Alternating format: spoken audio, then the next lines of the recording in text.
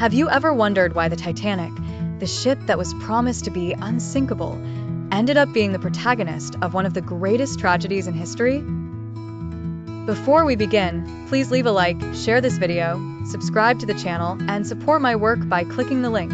It helps me a lot to continue bringing stories that the world has forgotten, but that you deserve to know. Now come with me. The story that begins with an impossible dream. At the beginning of the 20th century, the world was living in an era of luxury, technology, and human arrogance. The White Star Line wanted to create something never seen before, a ship so grand that it would make everyone believe that humanity had completely mastered the sea. Thus was born the idea of the Titanic, a steel colossus nearly 270 meters long, larger than anything ever set afloat. Construction began in 1909 in Belfast, Ireland. The hull of the Titanic was made of riveted steel plates, but here's a little-known fact. Some of the rivets used were made of low-quality iron, brittle in extreme cold. This contributed to the hull opening up like paper being torn when it struck the iceberg. But after all, what is an iceberg? Icebergs are gigantic blocks of ice that break off from Greenland and Antarctica. Only 10% of them is visible.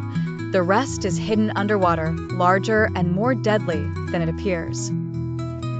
The iceberg that struck the Titanic was likely over 100,000 years old. The promised day, April 10th, 1912. The Titanic left Southampton bound for New York. It had about 2,224 people on board. There were three social classes.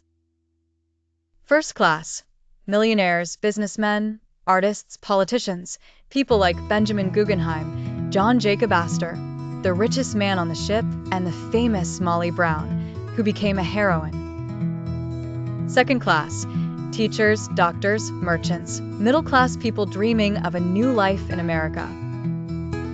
Third class, poor immigrants from Ireland, Italy, and Scandinavia. They slept in simple but clean areas, and many people don't know that the third class was so organized that it even had daily medical inspections and fixed meal times. But the dream wouldn't last long. If you're enjoying this, support my work by buying something through the link below, or help me by leaving a like, sharing, and subscribing. Let's continue. The night of impact. On the night of April 14th, the sea was so calm it looked like a mirror. With no waves crashing against the ice blocks, it was almost impossible to see icebergs. The Titanic received at least 6 ice warnings, but not all reached the bridge. At 11:40 p.m., the lookout spotted a white shadow ahead of the ship. He rang the bell and shouted, "Iceberg ahead." The shocking thing is, the Titanic didn't have binoculars for the lookouts that night. The person responsible for the keys to the binoculars cabinet had been replaced at the last minute and accidentally took the key with him. When the rudder turned to avoid the collision, it was too late. The iceberg ripped the hull into 6 compartments. The ship could float with 4 flooded, but 6 was fatal. Why did rescue take so long? The Titanic sent an SOS, but the nearest ship, the Californian, didn't receive the message because the radio operator was asleep, a fact that shocked the world. The Carpathia, which was almost 100 kilometers away, received the request and rushed at full speed, but it took hours. In that interval, the Titanic began to sink, slowly, then rapidly, like a giant beast being swallowed by the ocean. Of the 2,224 passengers, only 706 survived. 1,518 died, most frozen in the -2 degrees Celsius water. And the chief engineer? Yes, he died. Thomas Andrews, who oversaw every detail of the construction, was last seen in an empty hull, touching the wall as if apologizing to the ship he helped create. The launch. Many people don't know, but ships like the Titanic weren't pushed into the sea like small boats.